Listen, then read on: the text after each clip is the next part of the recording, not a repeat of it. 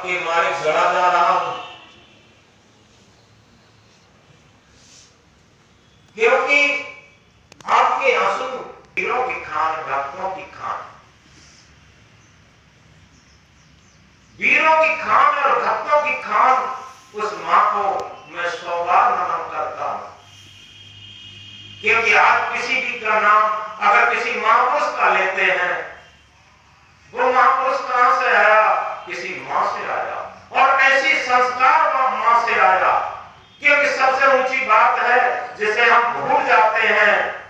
आज हम संविधान को भी याद करते हैं, आज हम सब सारी चीजों को याद करते हैं, लेकिन एक चीज जो मूल चीज है उसे भूल जाते हैं कि जब मां हमारी संस्कारवान होगी तो बच्चा भी संस्कारवान होगा, और जब बच्चा संस्कारवान होगा तो हमारा देश भी महान होगा। तो सबसे बड़ी जड़ हमारी माताएं हैं। माताओं को संस्कारवान होना चाहिए, क्योंकि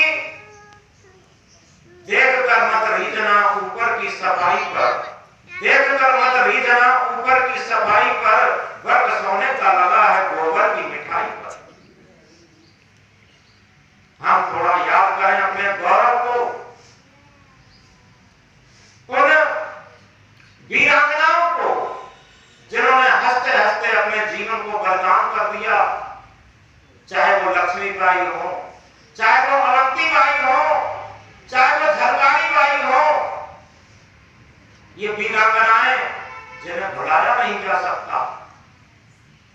भक्ति के क्षेत्र में चाहे वो मीरा हो, चाहे वो सबरी हो, चाहे वो सहजबाई हो, इन्हें भुलाया नहीं जा सकता। ये माताओं का जन्म, ये वीरांगनाओं का जन्म, ये भक्तवती माताओं का जन्म आखिर आदर्शवान माताओं से होगा, संस्कारवान माताओं से होगा। हम जीवन में कभी भी ये याद करते हैं कि हमारे पास कितने मकान हो जाए, कितने महल हो जाए, कितना धन हो जाए, हमारे बच्चे नौकरी में लग जाएं, हमारे बच्चे अच्छी सर्विस में लग जाएं, अच्छी शादी ब्याह हो जाए, ये हो जाए, लेकिन कोई भी याद करता है कि हमारे बच्चे अच्छे संस्कारवान हो जाए। इस बात को हम थोड़ा गहराई से विचार करेंगे। हमारे बच्चों का संस्कार कहां बनता था? हमारा भारतवर्ष आध्यात्मिक और भौतिक विद्याओं का केंद्र रहा। आप देखें, जब तक्षशिला विश्वविद्यालय था तब विदेश से हुएनसांग जैसे यात्री और तमाम लोग आए, यहां पर शिक्षा को ग्रहण किए। विदेश से बहुत लोग आए। अंतरराष्ट्रीय लेवल पर हमारे भारत की शिक्षा प्रसिद्ध थी। भौतिक शिक्षा और आध्यात्मिक शिक्षा उन गुरुकुलों में साथ साथ दी जाती थी। क्या हमने कभी विचार करके देखा, हम भौतिक शिक्षा में तो बहुत आगे बढ़ रहे हैं, लेकिन आध्यात्मिक शिक्षा कहां पर छूट गई? ये तो शिकायत करते हैं, पत्नी बात नहीं मानती, पति बात नहीं मानता, लड़का बात नहीं मानता, बहू बात नहीं मानती, लेकिन ये कभी शिकायत करते हैं कि सबसे पहले इनका मूल कारण क्या है? मूल कारण केवल क्या खोजते हैं कि धनी हो जाए, धनी हो जाए, लड़का धनी हो जाए, बहू धनी हो जाए, सब लोग धनी हो जाए, सब लोग धनी हो जाए। धनी होने का आशय क्या निकलेगा? अमेरिका दुनिया का सबसे धनी देश है, उसमें भारत के 50 गुना पागल होने की संख्या, पागल होने वालों की संख्या अमेरिका में सबसे ज्यादा है। भारत से 50 गुना ज्यादा नींद की गोलियां और नींद के इंजेक्शनों की खपत अमेरिका में होती है, जबकि वहां की जनसंख्या बहुत कम है भारत से। आखिर क्या हुआ? वहां शिक्षा भी ज्यादा है, वहां धन भी ज्यादा है, पद भी ज्यादा है, सारी चीजें ज्यादा हैं, लेकिन क्या हुआ? ये पागल क्यों हो रहे? नींद की गोली और इंजेक्शनों की खपत क्यों हो रही? इसे कभी विचार करके देखा? अगर इसे हम व्यंगम दृष्टि से देखें तो एक ही कारण है कि वो बहुत आध्यात्मिक शिक्षा को भुला चुके, वो आध्यात्मिक जीवन को भुला चुके, वो आध्यात्मिक विचार को भुला चुके। जब तक व्यक्ति मूल चीज पर नहीं आएगा, ये जीवन केवल जड़ शरीर नहीं है।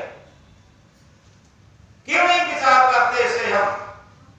केवल धन धन चिल्ला रहे हैं। क्यों नहीं विचार करते कि आखिर केवल शरीर और धन, हीरा मोती सोने चांदी रहे, लेकिन चेतना न रहे तो इसका क्या होगा?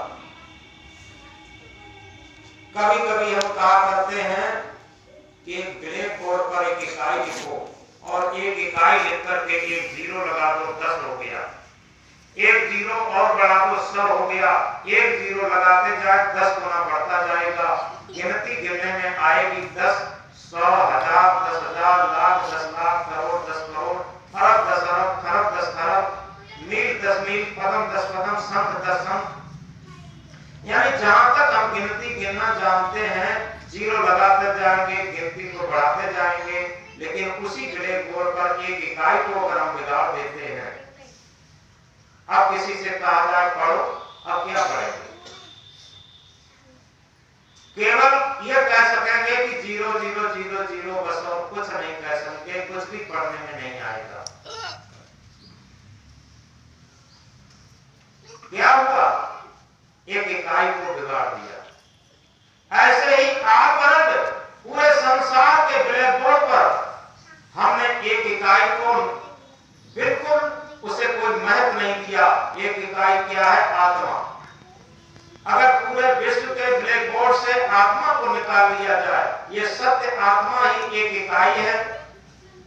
आत्मा को निकाल लिया जाए तो कहां होगा ये मोबाइल, कहां होगा कंप्यूटर, कहां होंगे विद्युत के साधन, कहां होंगे महल मकान, कहां होंगे सोना चांदी हीरा मोती, कहां पर होंगे बस ट्रेन वायुयान रॉकेट, कहां होंगे ये सारी चीजें? थोड़ा हम विचार करके देखें, आप वर्ग के ब्लैक बोर्ड से आत्मा के अनुरूप हम जीवन जीते नहीं। आत्मा के सारे विचार कुंठित कर दिए गए, केवल मन इंद्रियों की गुलामी में जीवन जीते। वो तो गुलामी हमें याद है जब अंग्रेजों का शासन था, वो तो याद कर लेते हैं, लेकिन कभी विचार करके देखा, उस गुलामी से आज गुलामी और ज्यादा बढ़ गई।